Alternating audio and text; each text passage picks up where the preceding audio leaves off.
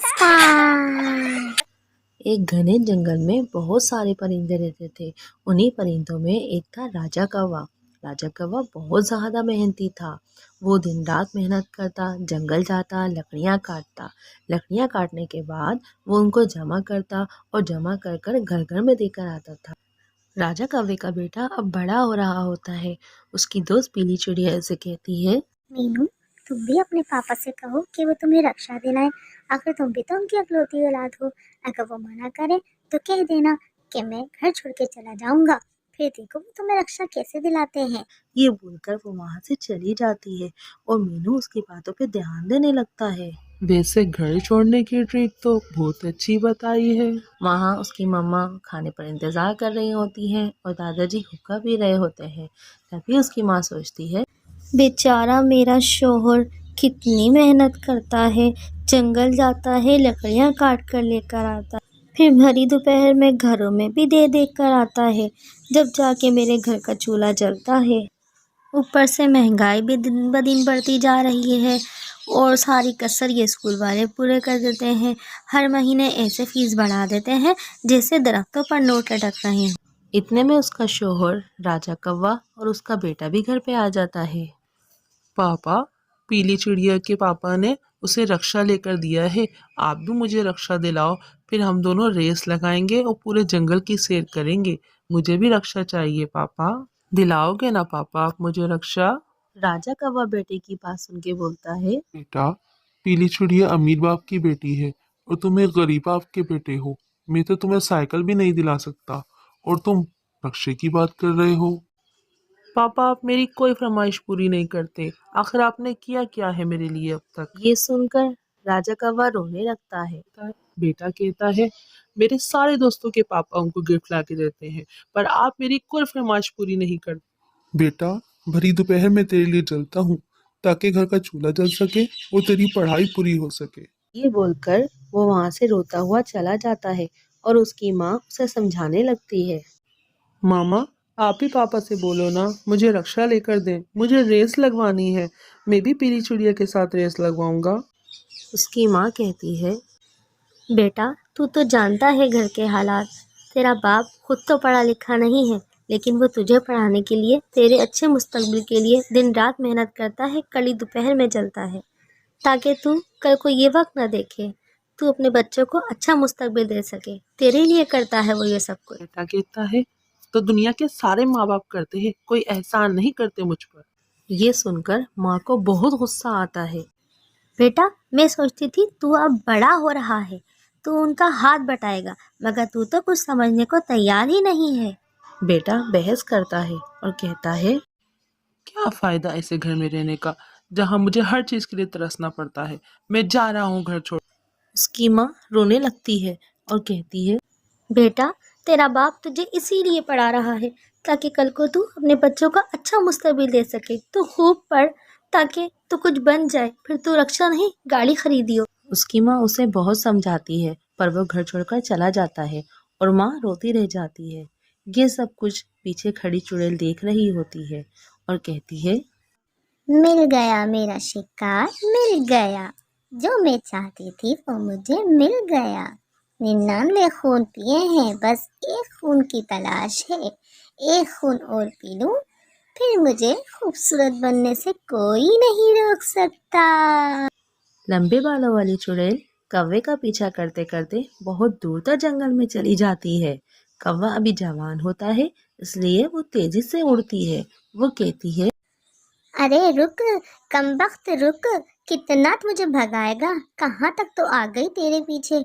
बस एक खून ही तो पीना है, उसके बाद मैं खूबसूरत हो जाऊंगी। वो फिर से कौवे का पीछा करने लगती है। कितना थक गया हूँ चल चल कर। क्या मैंने घर छोड़कर अच्छा किया? मेरे पास तो खाना भी नहीं है, पानी भी नहीं है पीने के लिए। मेरी माँ खाना पका रही थी और मैंने खाना भी नहीं खाया। मैं गुस्से में चला आया। लकड़ी के टुकड़े पे बैठा राजा कौवा का बेटा सोच ही रहा होता है कि सामने से उसे चुड़ैल आती हुई नजर आती है। वो भागने लगता है तो चुड़ैल कहती है, रुक, मैं तुझे रक्षा दूंगी। तो वो रुक जाता है। कमबख्त, कितना भगाया है तूने मुझे।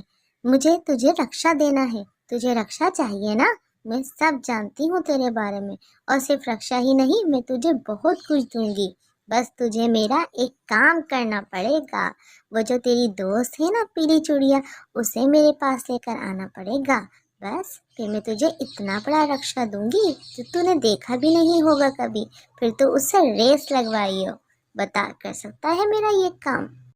हाँ हाँ, क्यों नहीं, मैं ज़रूर उसे लेकर आऊँगा। वो पीली चुड़िया को लेने चला जाता है और चुड़ैल भी उस जगह पे चली जाती है जहाँ उसने कौवे को आने के लिए कहा है पीली चिड़िया के साथ। वो चुड़ैल के कहने पर पीली चिड़िया के सामने लंबे लंबे फेंकने लगता है। पीली चिड़िया, मेरी दोस्त, तुम्हें पता है तुम्हारी ट्रिक तो आज काम कर गई। मैंने अपने पापा से कहा अगर वो मुझे रक्षा नहीं दिलाएंगे तो मैं घर छोड़कर चला जाऊंगा। बस फिर क्या था, मेरे पापा ने मुझे रक्षा दिला दिया। अब हम दोनों रेस लगाएंगे और देखना कितना मजा आएगा। क्या तुम देखोगे मेरा रक्षा? पीली चिड़िया उसे आंखें फाड़ फाड़ कर देख रही होती है। मुझे तो यकीन नहीं आ रहा तुम्हारे पापा ने तुम्हें रक्षा दिलाया है। तुम तो इतने गरीब बाप के बेटे हो, कैसे दिला दिया तुम्हें रक्षा? कहीं तुम मुझसे झूठ तो नहीं बोल रहे? दिखाओ जरा मुझे अपना रक्षा, मैं भी तो देखूं तुम्हारा रक्षा।